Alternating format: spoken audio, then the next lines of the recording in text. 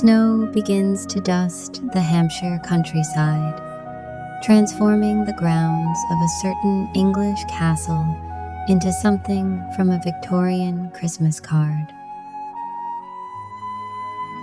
This is the estate millions recognize through its celebrated alter ego, where festive traditions have flourished for generations.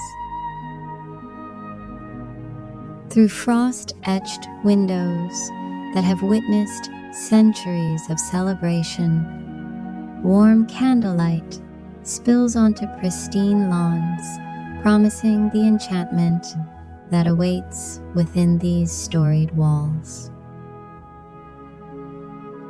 Victorian Christmas Legacy. Inside England's most prestigious holiday estate. These halls have sheltered families for over 1,000 years, and each December they transform into perhaps the most magical setting throughout the festive season. The estate enjoys recognition today through beloved dramatizations, yet remains above all a Victorian residence, the era in which the Christmas we cherish today was cultivated, largely through the influence of Queen Victoria's consort, Prince Albert. Subscribe to Opalux for those who appreciate the poetry of heritage spaces, who understand that true luxury whispers rather than announces itself. This journey through England's grandest Christmas celebrations offers something extraordinary. We curate these glimpses into refined living, where centuries of tradition create atmosphere that contemporary design can only aspire to capture. Join our community of connoisseurs who recognize that elegance emerges not from what you acquire, but from what you understand. Pass through the grand entrance where holly and ivy have been gathered from ancient groves, following customs recorded in leather-bound diaries from the early Victorian era. The children's Christmas songs begin as day breaks, followed by the ritual exchange of carefully chosen gifts.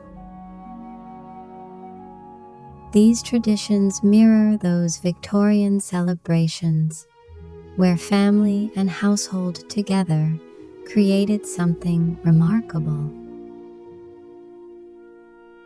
Through these chambers, we'll discover how a great house transforms for the holidays. From the raising of a towering Norwegian spruce, adorned with Dresden paper angels, to the preparation of Christmas feasts that echo menus from centuries past, oyster soup, roasted fowl, figgy pudding, and countless confections. We'll explore the rituals that make this estate the embodiment of traditional English Christmas. Join us as these doors open to reveal Christmas as it has been celebrated for generations. From reception rooms glittering with crystal and candlelight, to libraries offering quiet corners for contemplation, from dining halls set for grand feasts to private quarters where family customs unfold away from public view. Each space reveals how England's most cherished estate celebrates the season with warmth, tradition, and that particular enchantment that only arrives at Christmas.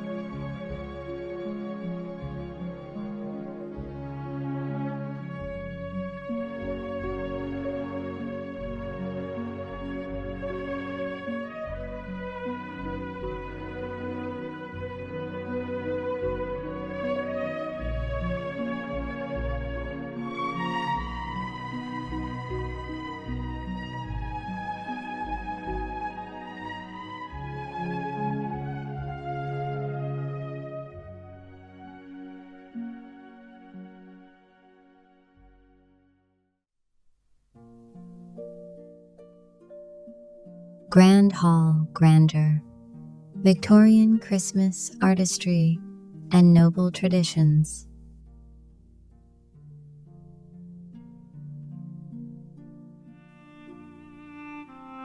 The transformation begins in the entrance hall, where tradition dictates that nothing less than magnificence will suffice. Here, a towering Norwegian spruce ascends toward coffered ceilings, its branches dressed in hand-blown mercury, glass baubles catching firelight like captured stars. Dresden paper ornaments, delicate angels with spun cotton wings and gilded walnut shells, spiral upward, each piece a testament to Victorian craftsmanship that transforms nature into art. This magnificent specimen stands adorned with royal purple velvet ribbons, echoing the colors favored by Queen Victoria herself during the Christmas season. The ornaments tell stories of Christmases past, bohemian glass birds with real feather tails, crystallized sugar fruits that seem to glow from within, and papier-mâché cherubs whose faces have witnessed generations of celebration. Each decoration catches light differently, creating a symphony of reflection and shadow that dances across paneled walls. Historical records from the early Victorian era speak of spirits and strength that never flagged throughout the festivities. That same energy fills the entrance hall today, where garlands of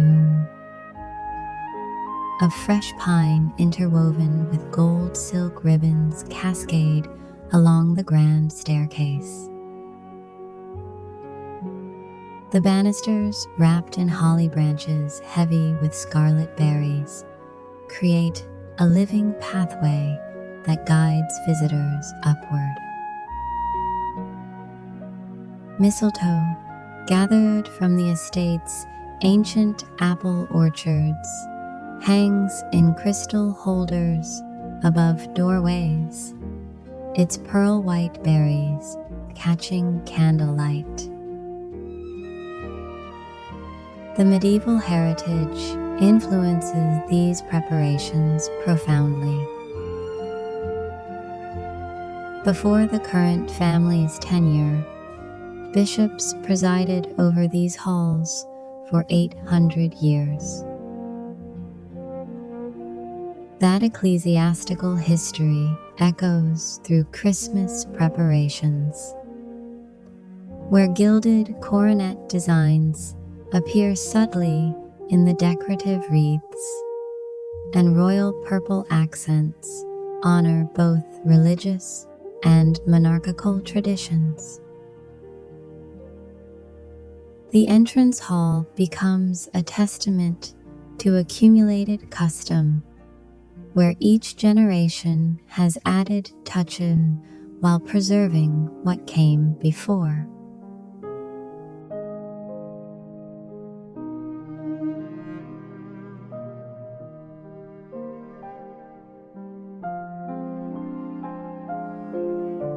Vintage Christmas cards from the late Victorian period create elegant arrangements throughout the space, displayed in ornate brass holders. These aren't mere decorations, but historical documents featuring those peculiar Victorian designs: robins wearing tiny crowns, anthropomorphic holly leaves dancing in formation. Among them, cards bearing royal crests remind visitors of the estate's connection to nobility, each one a small window into how aristocracy celebrated the season. Pine essence mingles with wood smoke from the great fireplace, where logs from the estate's own woods crackle beneath a mantle draped in burgundy velvet and adorned with gilded pine cones. Crystal candelabras reflect in polished mahogany surfaces, while brass fixtures throughout the hall gleam with festive polish. This is where guests first encounter the Christmas enchantment, where centuries of tradition create an atmosphere both grand and warmly welcoming.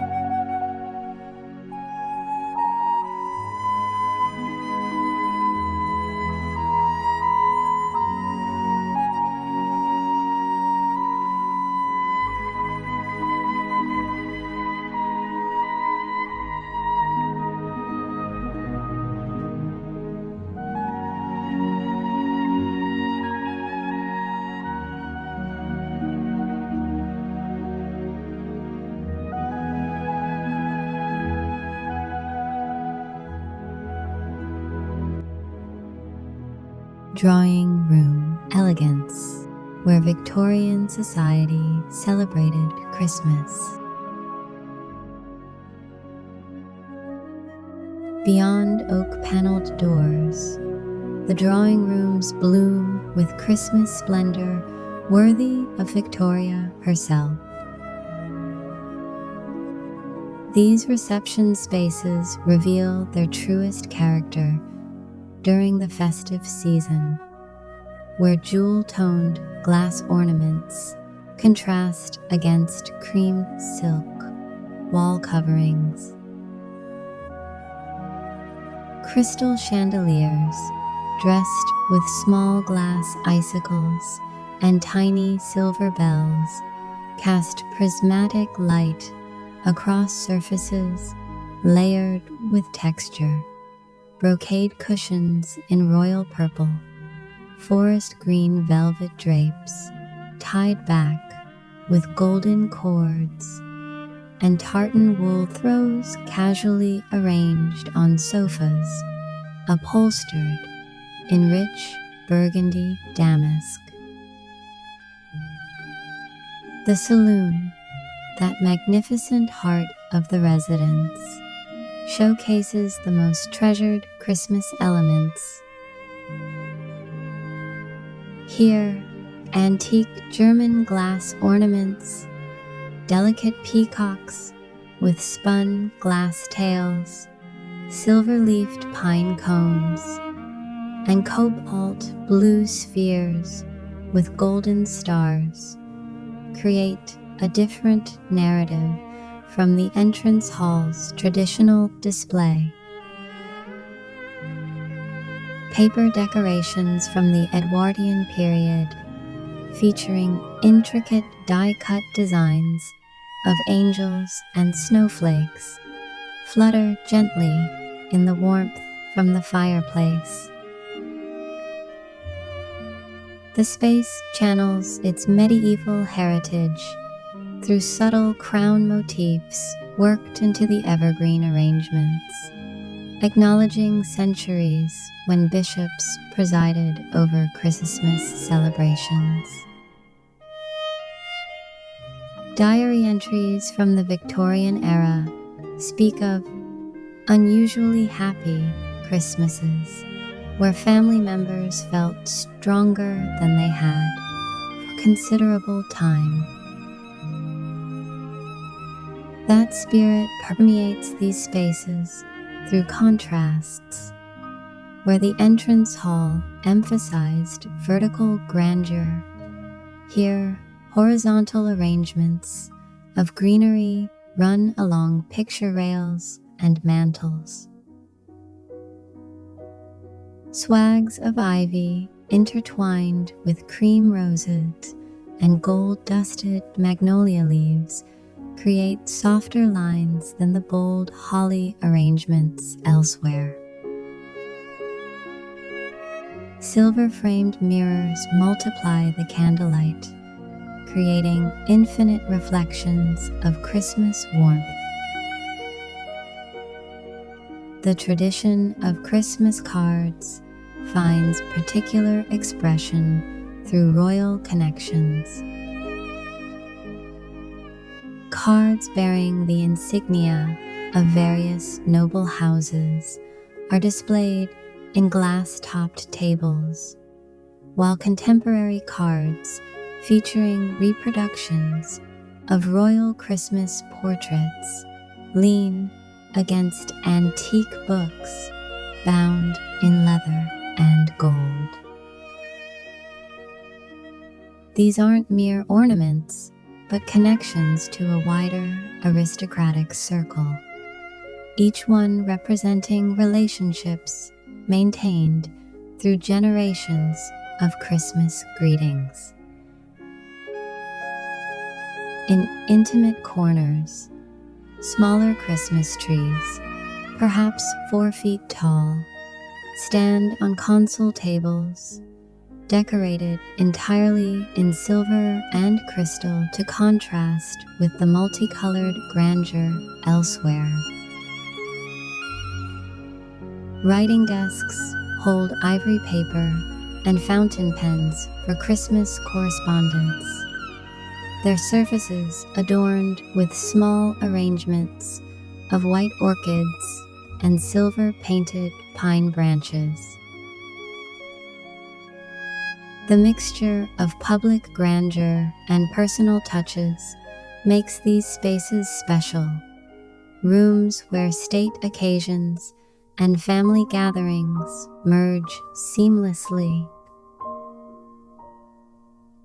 The tall windows, distinctive features of the architecture, where wreaths of noble fir studded with gilded acorns and tied with ivory silk ribbons, a deliberate contrast to the traditional red and green elsewhere.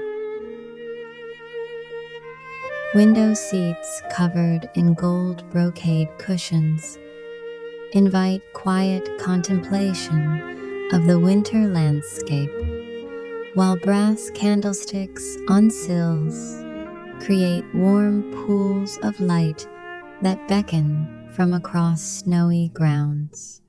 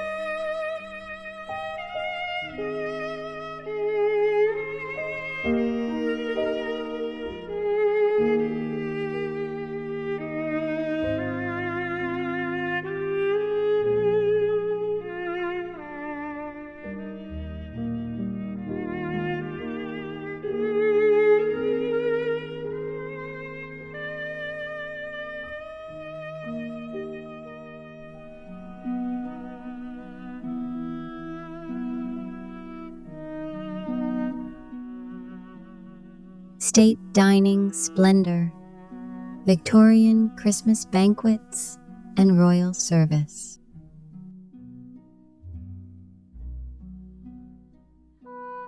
The state dining room transforms into a theater for Christmas feasting where Victorian opulence reaches its zenith.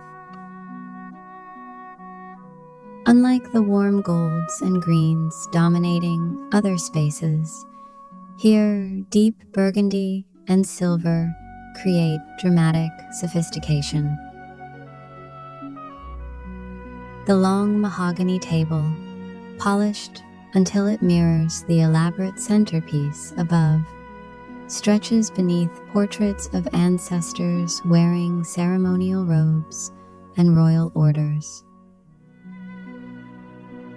Crystal epergnes overflow with sugared fruits and silver-dusted grapes, their Victorian grandeur contrasting with simpler evergreen arrangements in other rooms.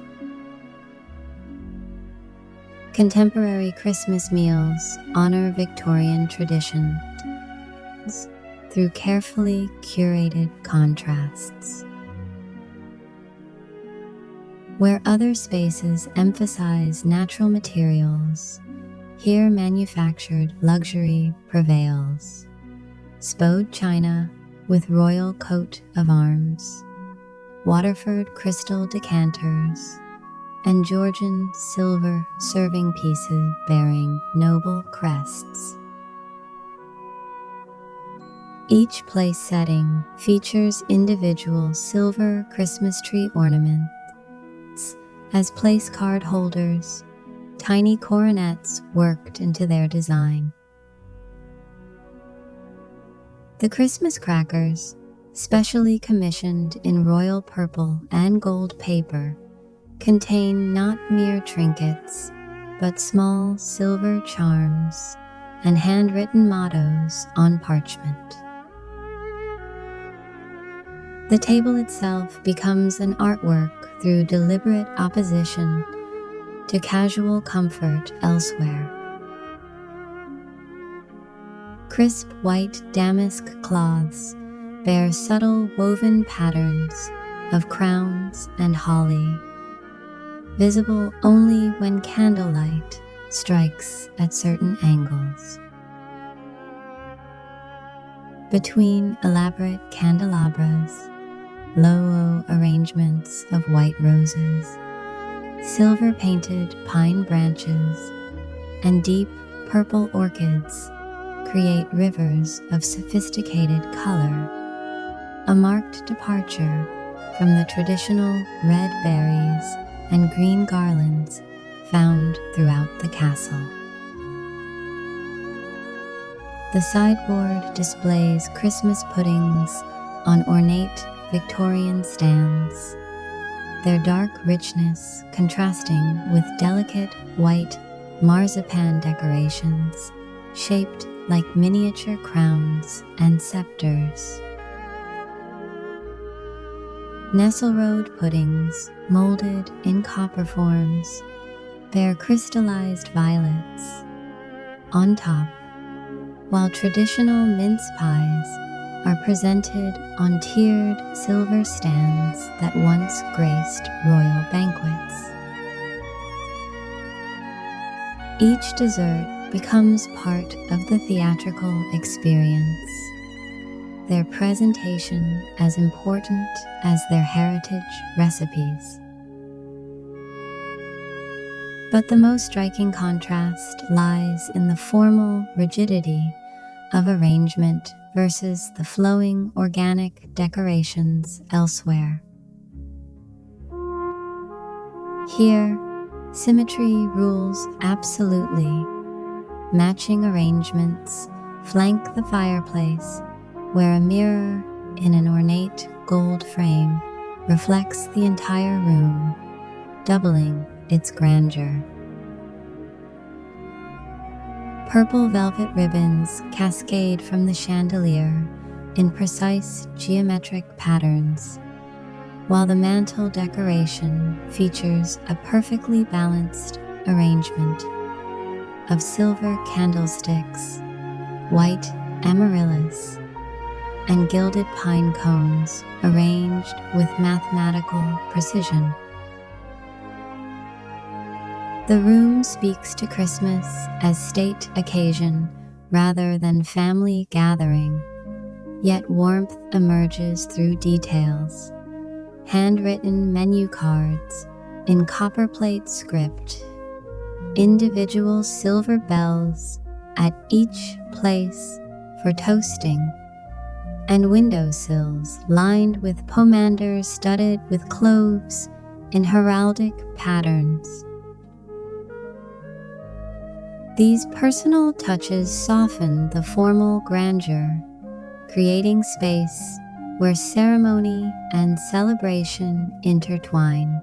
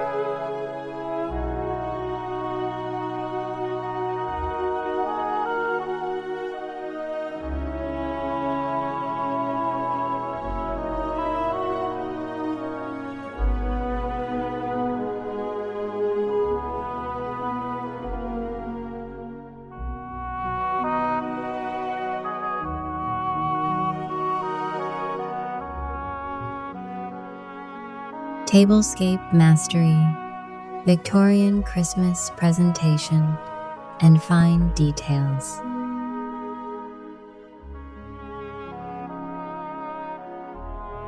The art of arranging a Christmas table here reveals sophisticated contrasts through each carefully considered layer.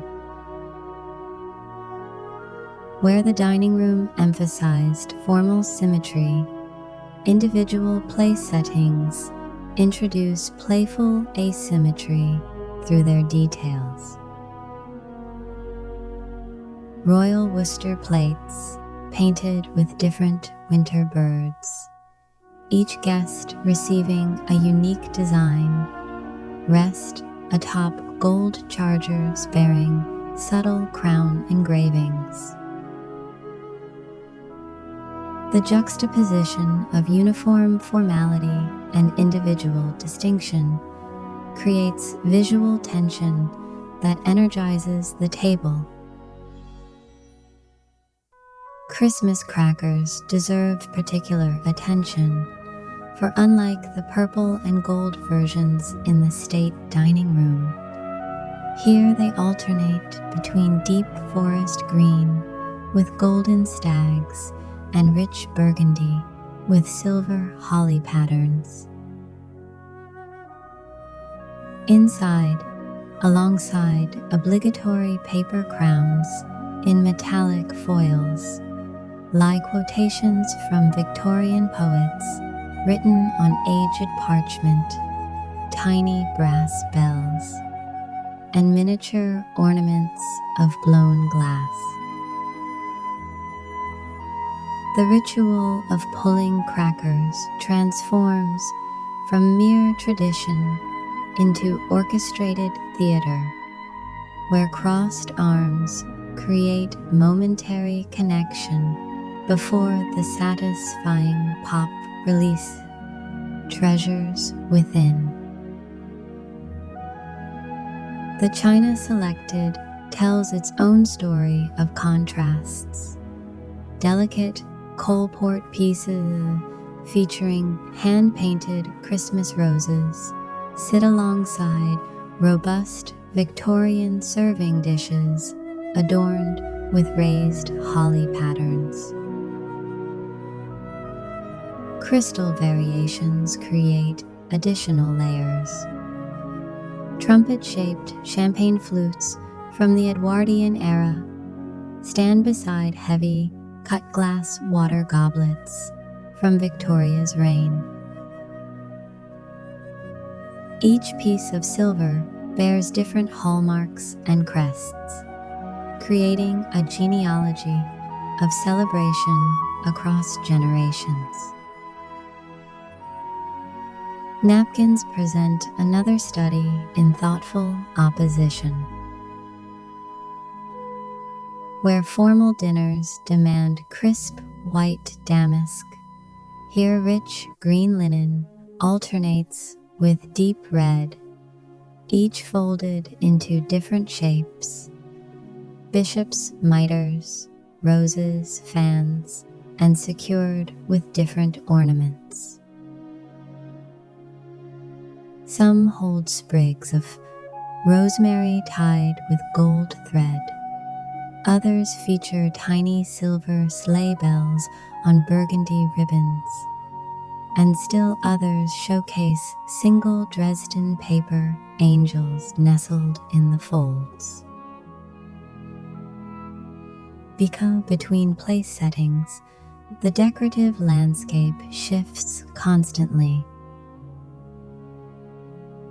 Low arrangements of forced paper whites in silver cash pots alternate with taller displays of red amaryllis in crystal vases. Scattered between them, individual votive holders in mercury glass create pools of intimate light, while trails of ivy studded with tiny golden berries weave between the formal arrangements.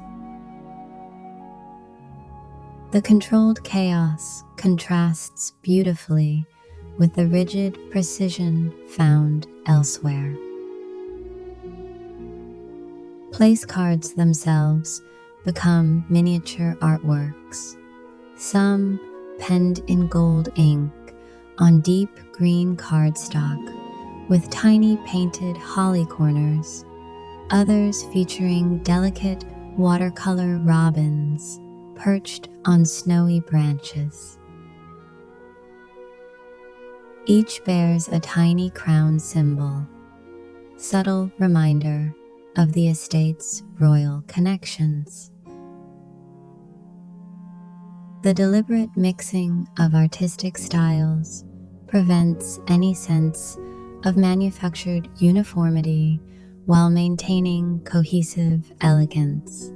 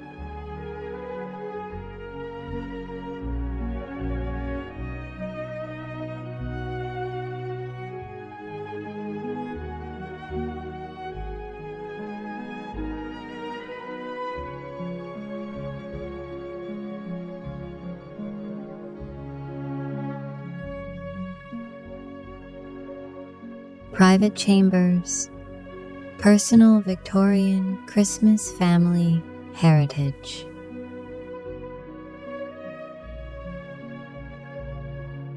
Ascending the great staircase, where evergreen garlands give way to more personal decorations, we enter private quarters where Christmas takes on entirely different character. Here, precious Victorian scrap ornaments and handmade decorations replace the formal grandeur below. Stockings hanging from marble mantels aren't matching sets, but individual heirlooms, some Victorian needlepoint worked with royal mottos, others Edwardian velvet bearing embroidered coronets, newest additions in contemporary burgundy, cashmere, still maintaining noble insignia. Family bedrooms reveal Christmas through personal lens. Where public spaces demanded perfection, here controlled imperfection reigns. Small trees on bedside tables where collections of miniature ornaments accumulated across generations. A tiny golden crown from a coronation year. Silver bells from royal weddings. Delicate glass robins purchased at long ago Christmas markets. These trees, perhaps 3 feet tall, decorated in single color schemes, all silver, all gold, or all white, create quiet elegance, connecting with the multicolored splendor elsewhere.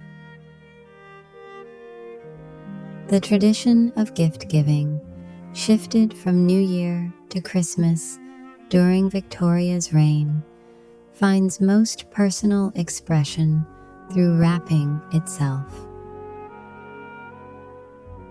Unlike the coordinated papers downstairs, here vintage papers saved across decades create delightful chaos, royal purple from a jubilee year, hunting scenes from Edwardian times, Art Nouveau angels from later periods.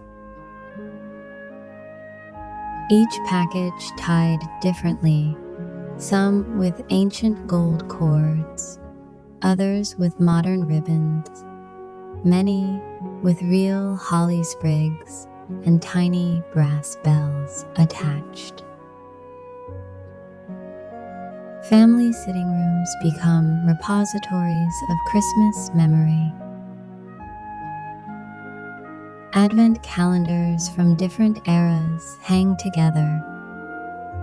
Elaborate Victorian examples with tiny doors hiding miniature toys. Edwardian versions featuring royal residences. Contemporary ones maintaining noble themes. The mantelpiece displays Christmas cards spanning centuries, from pristine Victorian examples under glass to children's handmade efforts proudly exhibited. A small vitrine holds precious ornaments, too fragile for trees, spun glass angels with real gold halos, miniature crowns in silver filigree, tiny velvet boxes containing even tinier nativity scenes. In these private spaces, Christmas decorations hold deepest meaning. A child's paper chain made from royal wedding programs hangs beside priceless Dresden ornaments. Handprint ornaments in clay share space with Fabergé-inspired eggs. The democracy of sentiment overrules hierarchy of value, creating displays where love matters more than lineage, though both are honored equally. The nursery, if we could glimpse inside, would reveal Christmas through young eyes. Here, sturdy wooden ornaments replace delicate glass, though each still bears some royal motif: painted crowns, golden lions, tiny scepters. Books of Christmas stories range from leather-bound Victorian volumes with gilt edges to bright modern picture books, all sharing themes of winter magic and noble quests. Even toy soldiers wear uniforms of royal regiments, maintaining aristocratic connections through play.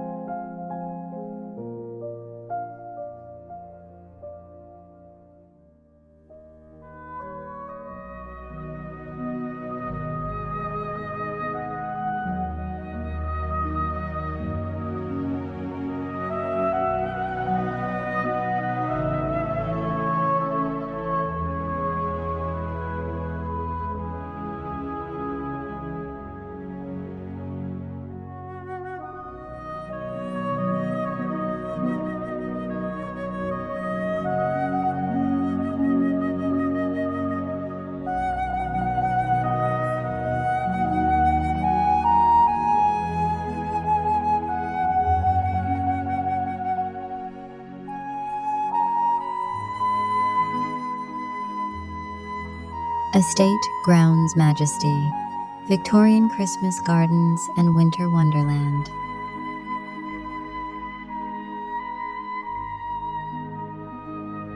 The grounds undergo transformation where nature and nobility intertwine in Christmas splendor. Unlike the controlled interiors, here decorations must cooperate with weather's whims. Ancient topiary shaped into crown forms wear caps of snow like ermine trimming, while formal parterre gardens, their geometric patterns visible even under frost, are outlined with hundreds of white lights, creating constellation patterns that echo royal emblems when viewed from upper windows.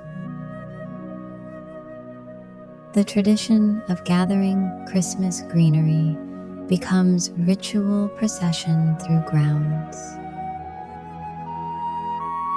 Unlike random harvesting specific trees and shrubs, many planted by royal visitors across centuries, provide materials for particular rooms. The Holly Grove, established during Victoria's reign, supplies buried branches for the entrance hall. Ivy from walls dating to medieval bishops provides trailing greenery for staircases. Mistletoe from apple trees planted for a royal wedding supplies romantic tradition for doorways. Selection of Christmas trees reveals careful adorned orchestration. The magnificent specimen for the Grand Saloon comes from a grove planted specifically for this purpose, while smaller trees for individual rooms are chosen from naturally occurring seedlings throughout the estate. Each tree's selection considers not just size and shape, but provenance. This one from near the Folly built for royal visits. That one from beside the lake where nobility once skated. The walled gardens, dormant in winter, transform through strategic decoration. Espaliered fruit trees trained against ancient wall wear tiny white lights like diamond necklaces. The greenhouse mentioned in medieval records shelter forest bulbs and exotic orchids destined for Christmas arrangements. Even functional areas maintain noble aesthetics. The potting shed doorway bears a wreath of gilded pine cones and purple ribbon, while gardeners' cottages display matching wreaths with subtle crown motifs. Walking the grounds on December afternoons reveals deliberate contrasts with interior formality. Where inside demands perfection, outside celebrates nature's beautiful imperfection. Frost-touched rose hips, left deliberately unpruned, provide feast for winter birds and visual interest against snow. The contrast between manicured formal gardens near the house and wilder areas beyond creates journey from civilization to nature, though even the wildest corners contain follies and monuments honoring royal connections. For the castle's Christmas events, grounds accommodate additional magics that contrasts with interior traditions, where inside emphasizes heritage and history, outside embraces contemporary celebration. Laser projections creating snowflake patterns on castle walls, color-changing lights in fountain basins, modern sculptures wearing wreaths like crowns. The Christmas market in the courtyard offers artisanal goods and seasonal treats, bringing democratic bustle that contrasts with aristocratic quiet within.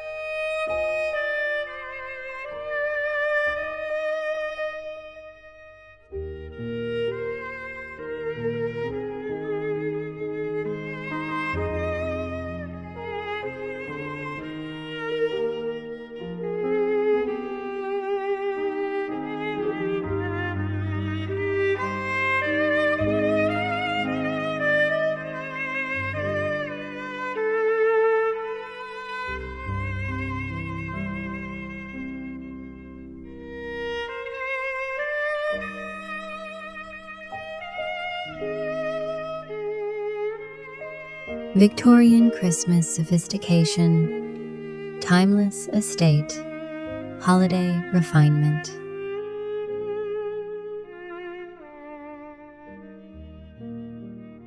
As we close heavy oak doors on our Christmas journey through this English estate, we carry more than memories of glittering trees and tables laden with feast. We've witnessed how each space creates its own Christmas narrative through deliberate contrasts, formal entrance halls with towering spruces dressed in mercury glass and Dresden angels yielding to personal family quarters where handmade ornaments hold equal honor with heirlooms. The estate millions recognize through beloved dramatizations has revealed how true Christmas magic emerges, not from uniformity, but from thoughtful variation.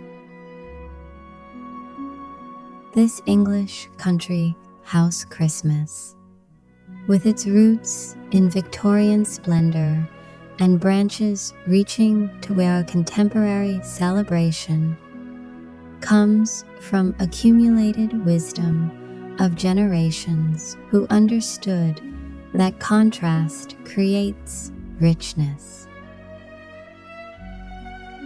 The castle has shown us that grandeur gains meaning through intimacy, that royal purple velvet ribbons achieve greatest impact against simple evergreen, that priceless crystal ornaments shine brightest when hung beside children's paper chains. What makes Christmas here so special is how it honors multiplicity within tradition. Those medieval influences from centuries of bishops blend with Victorian innovation. Prince Albert brought from German forests. Gilded walnuts and crystallized fruits from the early Victorian era hang beside contemporary baubles commissioned from royal craftsmen. Christmas crackers pop with the same enthusiasm, whether they contain silver charms or paper jokes, whether pulled in state dining rooms or cozy morning rooms. The recipes, some dating to the Elizabethan era, remind us that Christmas feast encompasses both elaborate Victorian puddings molded in copper and simple mince pies made from medieval recipes. Whether served on royal Worcester china bearing noble crests or country pottery decorated with holly, each dish connects us to those who celebrated before us within these same walls. Perhaps most importantly, we've learned that aristocratic Christmas finds its soul not in rigid adherence to single aesthetic, but in confident mixing of formal and familiar, precious and personal, ancient and contemporary.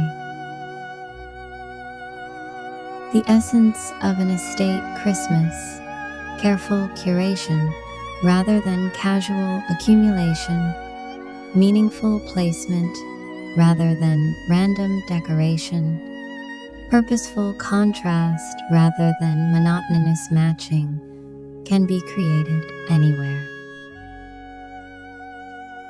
As we venture back into our own December days, we take the understanding that Christmas gains power through opposition, crystal against pine, purple against green, crowns against stars, grandeur against simplicity.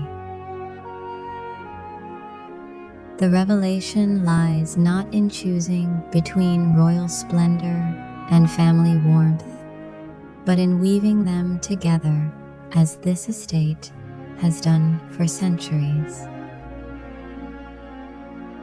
Until snow falls again on Hampshire countryside, until the great tree rises once more, dressed in its finery of glass and gold, we hold these images close, each room a different verse in the same carol, each decoration a note in the symphony of celebration.